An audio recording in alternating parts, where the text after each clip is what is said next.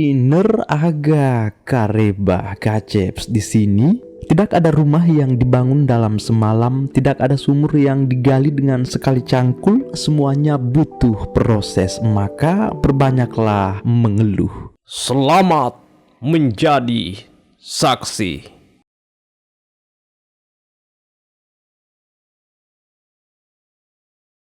Cerita dimulai dengan melihat pria lugu sedang merenungi penantian terindah hidupnya tepat di bawah pohon di atas bukit sana. Ia bernama Yunwo. Si Yun ini meniti sebuah harapan besar jika dalam 2 tahun yang akan datang semoga dirinya bisa datang ke bukit ini tidak lagi seorang diri tapi dengan seorang wanita sesuai tipenya dan yang mencintainya sepenuh hati. Penantian yang amat besar itu Yun serahkan ke alam semesta, moga-moga disemogakan sebab ia akan mengubur kapsul cintanya tepat di bawah pohon ini dengan wanita yang masih di dalam angan-angan. Sedikit memberitahu, Yun ini bukanlah anak yang diharapkan emak bapaknya sebab ia terlahir sebagai seorang laki-laki. Padahal orang tuanya sangat menginginkan anak perempuan, karenanya Yun ini dibesarkan layaknya anak seorang perempuan hingga Yun mengira dirinya adalah seorang wanita hingga di usianya yang 7 tahun lalu. Itulah mengapa karakter Yun ini sedikit idiot dan lugu bukan karena karakter alamiah bawaan tapi dibentuk paksa oleh lingkungan.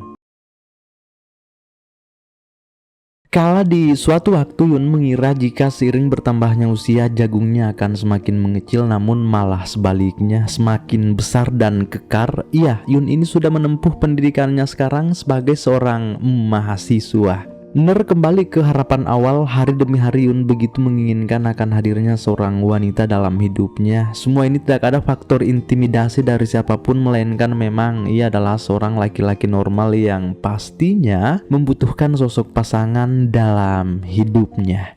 순정 만화 속의 주인공 같은. Pada suatu hari Yun jalan-jalan ke stasiun kereta. Ini seperti sebuah perjalanan pencarian ayang. Tak lama Yun menghelai napas, tiba-tiba perhatiannya dialihkan ke seorang gadis sedang berdiri tepat di tepi rel kereta. Jika diperhatikan secara saksama sepertinya gadis itu tidak baik-baik saja. Ia pasti dalam kondisi teler sementara kereta sudah dekat melaju ke arahnya.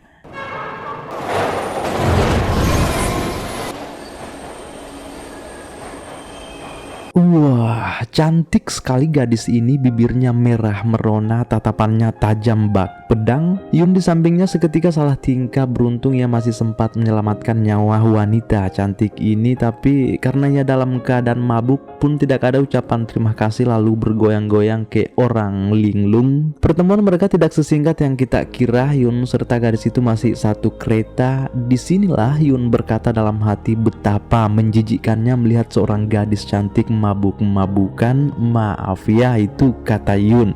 Yun langsung mengklaim juga jika gadis itu pasti bukan yang ia cari-cari. Selama ini menurutnya sikap gadis itu jauh dalam kategori tipe yang ia cari. Namun anehnya Yun di sini kadang-kadang curi-curi pandang ke arahnya.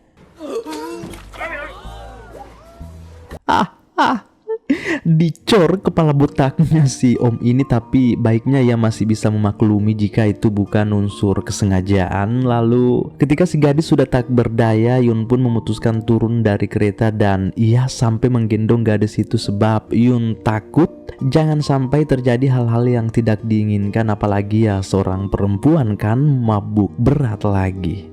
Entah kemana Yun mau membawa gadis ini. Ia betul-betul bingung. Tidak mungkin juga dibawa ke rumahnya karena ia bisa dijambak dengan emaknya nanti. Tidak ada pilihan lain. Yun terpaksa keliling mencari penginapan. Sudah ngos-ngosan Yun memikul gadis ini karena tidak satupun hotel yang ia lihat. Padahal hampir semua lorong ia masuki. Sampai akhirnya Yun menemukan satu hotel. Tidak pikir panjang, Yun langsung cepat-cepat masuk ke sana. Ia sempat ditahan petugas karena baru kali ini ada tamu yang datang dengan gaya yang tak biasa. Yun pun beralasan jika ini adalah tunanganku, hanya sedang ngantuk berat, maka aku perlihatkan cara lelaki bagaimana bisa bertanggung jawab dengan wanitanya. Pada akhirnya Yun diperbolehkan nginap di sini dengan catatan tidak ada yang gratis.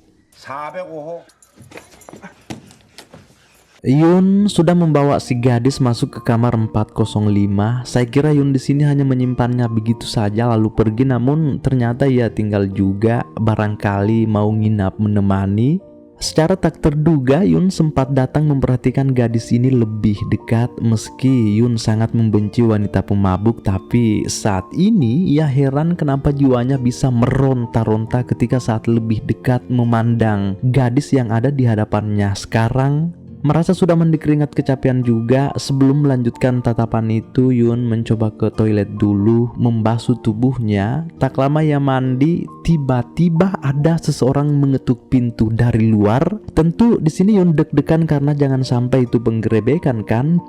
Dicek, ternyata benar. Yun pun langsung lompat keluar toilet sambil menutupi jagungnya dengan handuk. Tapi karena panik ketakutan, mau tidak mau semuanya jadi terpental-pental secara paksa. Besarnya bukan main.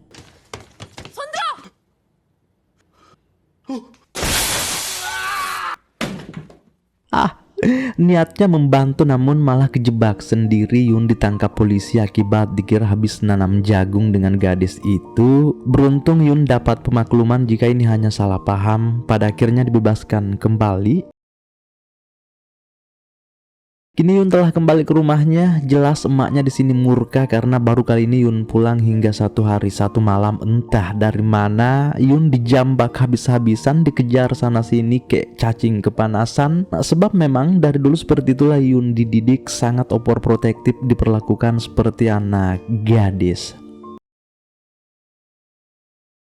Tiba di esok paginya ketika Yun baru bangun, ia menerima telepon dari seseorang. Ternyata itu dari gadis pemabuk yang dipikul kemarin. Entah dari mana ia menemukan nomor handphone Yun. Yang jelas Yun di sini diminta agar segera ke stasiun sekarang. Dengan kemeja kuningnya Yun terlihat sudah tiba di stasiun sambil mencari-cari si gadis.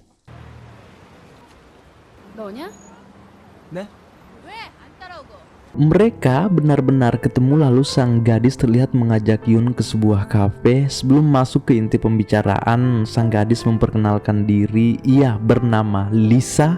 Tegas Lisa bertanya apa yang telah terjadi sebenarnya di hotel malam itu. Lisa ingin memastikan, takutnya jangan sampai si Yun ini sempat gerambang kan. Kata Yun, saya hanya menolongmu tapi karena kesalahpahaman hingga polisi menangkapku dan dibebaskan kembali. Yang jadi inti sebenarnya di sini Yun terlihat sempat terdiam dan terus memandangi Lisa. Dalam hati Yun berkata jika Lisa ini ternyata emang cantik, mempesona. Keyakinan itu seketika hinggap merasuki Yun jika inilah pasti wanita yang ia cari-cari selama ini. Tapi jika kita perhatikan si Lisa ini sepertinya tidak gampang jatuh cinta dengan seseorang. Karakternya cuek, acuh tak acuh. Hanya satu maksudnya, ia ingin mengajak Yun ketemu, yaitu hanya ingin memastikan apakah Yun benar-benar tidak mencumbuinya saat sama-sama di hotel.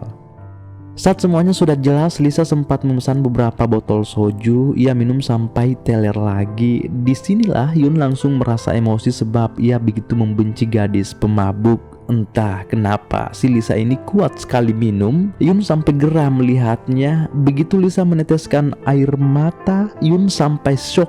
Karena tidak ada korupsi, tidak ada kejujuran, ia tiba-tiba nangis terseduh-seduh. Tak lama Lisa pun mencurahkan seluruh isi hatinya jika sebenarnya ia bisa begini karena baru-baru diputuskan oleh pacarnya yang bernama Agus. Pedih sekali hatinya listener. Sementara Yun di sini bengong harus ngapain. Ia hanya memberi Lisa selembar kain coklat untuk mengusap air matanya. Lagi dan lagi Lisa Taylor tak menyadarkan diri. Terpaksa Yun kembali membawanya ke hotel yang sama. Petugas sampai terheran-heran melihatnya datang kembali dengan model yang sama. Setelah membawa Lisa masuk ke kamar, Yun sebenarnya cukup jengkel. Kenapa ini semua begitu melelahkan? Harus memikul gadis ini untuk yang kedua kalinya di tempat yang sama lagi. Takutnya nanti digrebek lagi kan? Nah, ketika mulai memasuki sepertiga malam pertama, aman-aman saja. Nyatanya tidak ada seseorang yang ngetuk pintu. Terpaksa Yun memilih tinggal. Lalu entah karena kasihan atau memang sudah tertarik, Yun terlihat naik ke kasur dan membaringkan Lisa ke kedua pahanya. Ternyata Yun ingin memberinya beberapa tetes air putih. Maksudnya semoga Lisa ini bisa cepat-cepat membaik. Penuh keikhlasan, Yun membasuh wajah Lisa secara perlahan dan tentu ini adalah sebuah pesan bagi penikmat Heiner jika Yun ini pasti sudah jatuh hati. Entahlah. 하얀 목도 보입니다. 이 여자의 아픔을 읽게 생각했습니다. Menjelang pagi tiba-tiba bikin curiga kenapa model pantat Yun seperti ini. Ia mencari-cari di mana si Lisa, ternyata ia jatuh ke lantai. Saat Lisa mulai sadar, ia sampai heran kenapa dirinya bisa berada di hotel ini. Terlebih ketika ia menyadari jika Yun ternyata sedang bersamanya. Dengan cepat Yun langsung menjelaskan semuanya apa yang terjadi sebenarnya sampai Lisa benar-benar dapat memaklumi jika semua ini karena Yun peduli. Kini beberapa minggu telah berlalu, Yun sudah kembali aktif kuliah, namun di dalam kelas ia tidak pernah fokus belajar karena ia terus memikirkan Lisa. Tiba-tiba hilang kabar begitu saja. Saat proses pembelajaran masih berlangsung, ada seseorang masuk kelas. Dicek ternyata itu adalah si Lisa. Yun sampai tidak percaya dengan semua ini. Barulah setelah Lisa duduk tepat di sampingnya, Yun langsung sadar jika ternyata ini bukan mimpi tapi kenyataan. Terlebih saat Lisa mengajaknya untuk kabur dari kelas, terlihat mereka sedang tamasya ke tepi danau. Luka Lisa juga sepertinya sudah perlahan pulih, senyum manis dapat berbicara. Disinilah mereka juga mulai makin kenal. Yun berkata jika dirinya sangat beruntung bisa dihadirkan orang-orang spesial dalam hidupnya, Lisa maksudnya. Namun mendengar itu, Lisa malah menepi sendirian lalu nangis terseduh-seduh. Ternyata ia masih memikirkan Agus. Lisa ini begitu setia orangnya sampai terlihat amat sulit untuk berpindah ke lain hati. Pikirannya makin kacau, sikap arogannya pun mulai muncul. Ia mendorong Yun masuk ke danau, sementara Yun yang sama sekali tidak tahu berenang, ia hanya bisa pasrah. Kalaupun sampai dikunyah buaya, berarti itu sudah takdir katanya. Sampai di suatu hari Yun tak sengaja memanggil Lisa dengan ucapan sayang, mungkin bercanda maksudnya, namun ternyata Lisa malah emosi dipanggil sayang sampai-sampai ia menghajar Yun. 아가씨 시간 좀 있으냐? 뭐? 바로 해! Duh, kasihan Yun sampai babak belur mukanya, namun ia masih bisa cengar-cengir di hadapan Lisa karena menurutnya itu hanyalah pukulan kasih sayang. Mendengar Yun berkata seperti itu, Lisa sampai tak sanggup menahan tawa karena memang sejauh ini sepertinya Lisa hanya menganggap Yun sebagai teman konyolnya saja ataukah pelampiasannya, sementara tak adilnya sebab Yun terlihat sudah jatuh hati sementara Lisa masih memikirkan Agus. Beruntung kali si Agus itu. Karena Yun dan Lisa kebetulan satu kampus juga, mereka berdua akhirnya sering barengan. Dengan karakter lugunya, Yun setiap berada di dekat Lisa. Tak dipungkiri jika Lisa ini cukup bahagia bisa kenal dengan Yun juga. Entah karena Yun hanya dimanfaatkan, dijadikan penghibur atau dianggap apalah, tapi pastinya Lisa bisa kembali tersenyum setelah dicampakkan oleh kekasihnya. Kadang Lisa menjaili Yun, Yun pasrah aja. 다리 주물러 줄까? 안 아파 죽겠네.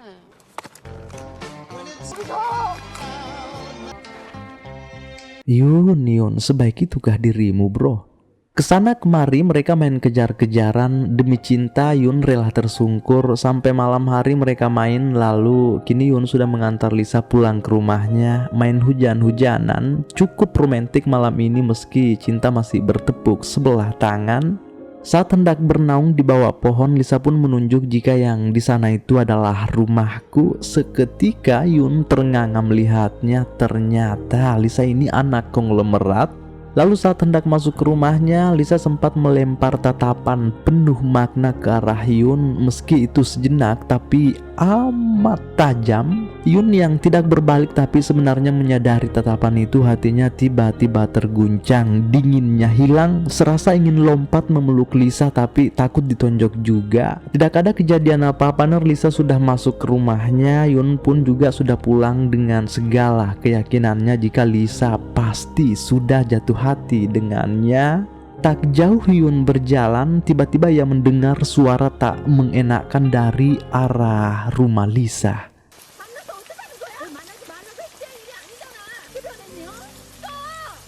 Wah, ternyata orang tua Lisa mengetahui jika anaknya sering jalan dengan laki-laki miskin. Yun, maksudnya ibunya marah besar. Kapan mereka mengetahui jika anaknya Lisa keluar lagi bareng Yun, maka akibatnya bakal lebih parah. Pedih perasaan Yun mendengar kata-kata tajam itu. Hatinya seakan-akan dicabik sembilu. Ia meneteskan air mata dan langsung pulang meninggalkan tempat ini. Beberapa bulan telah berlalu setelah kejadian itu. Kini Yun tidak pernah lagi mendengar kabar Lisa hilang bagaikan jarum ditelan jerami. Betul-betul Yun galau berat, kepalanya mau pecah, jiwanya tak karuan sebab di saat-saat puncak bahagianya telah tiba, malah dihantam cacian oleh orang tuanya Lisa sendiri. Hilang akal sehatnya Yun, bahkan rasa-rasanya ingin mati saja. Sampai berbulan-bulan lamanya Yun menunggu kabar dari Lisa yang tak kunjung datang. Yun mencoba menyembuhkan lukanya dengan mabuk-mabukan, padahal sebelumnya sekalipun ia tidak pernah menyentuh alkohol. Bukannya sembuh, namun malah tambah stres. Setiap malam Yun mengelilingi sudut-sudut kota mencari Lisa, namun semua itu tidak ada artinya. Sampai Yun benar-benar sudah tidak sanggup memikul semuanya, ia pun mencoba memberanikan diri mendatangi rumah Lisa. Syukurnya Yun benar-benar sempat melihat Lisa yang hendak masuk gerbang. Bahagia sekali Yun di sini. Lalu Lisa sendiri entah kenapa nyaris meneteskan air mata bisa melihat Yun ada di hadapannya sekarang. Ternyata itu adalah air mata kebahagiaan. Tahu-taunya Lisa ini juga sangat rindu dengan Yun. Itu semua terungkap ketika Yun perlahan mulai mendekapnya. Terus perlahan mendekat. Tidak ada respon penolakan dari Lisa, malah ia nyender di pagar dan siap dikunyah. Tapi ketika Yun hendak melahap, tiba-tiba bel berbunyi, batallah acara makan-makannya. 저예요, 아빠. Tidak jadi masalah, yang jelas perasaan Yun sekarang sudah mulai pulih setelah mengetahui jika Yun ternyata juga merindukannya. Tiba di esok harinya di kampus, ketika diadakan lomba piano, tiba-tiba seluruh para hadirin terkejut ketika ada seorang lelaki memakai masker berjalan dari arah belakang. Sementara yang sedang tampil di atas panggung sana kebetulan adalah si Lisa. Pria misterius itu mulai masuk berjalan di tengah-tengah para penonton. Jelas semua yang ada di ruangan ini terperengah oleh rasa penasaran. Tahu-taunya itu adalah Yun. Tepat di tengah-tengah penonton, ia telah membuka topi lalu membuka maskernya. Yun telah mengubur hidup-hidup rasa malunya, terus berjalan naik ke atas panggung untuk memberi mawar itu ke Lisa.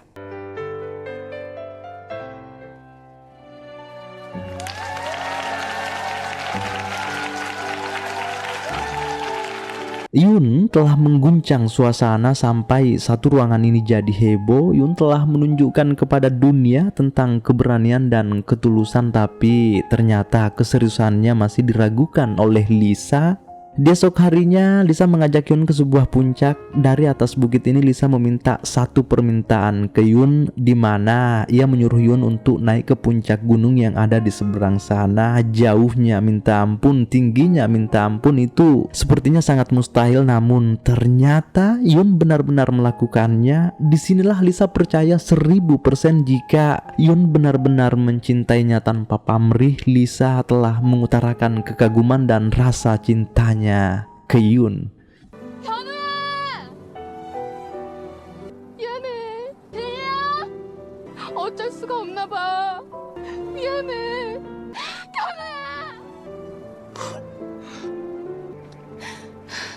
Di akhir kisah, Yun telah kembali naik ke atas bukit tepat di bawah pohon yang kita ceritakan di awal kisah. Penantian Yun benar-benar telah dijawab oleh semesta, di mana sekarang ia kembali tidak sendirian lagi, tetapi dengan tulang rusuknya yang hilang dan ditemukan kembali dalam wujud Lisa, wanita yang mencintainya sepenuh hati. Kini telah usai. Adapun hal yang bisa kita petik dari kisah Yun dan Lisa, tulis di kolom komentar ya. Selamat bersua di video selanjutnya. Bye, Agus.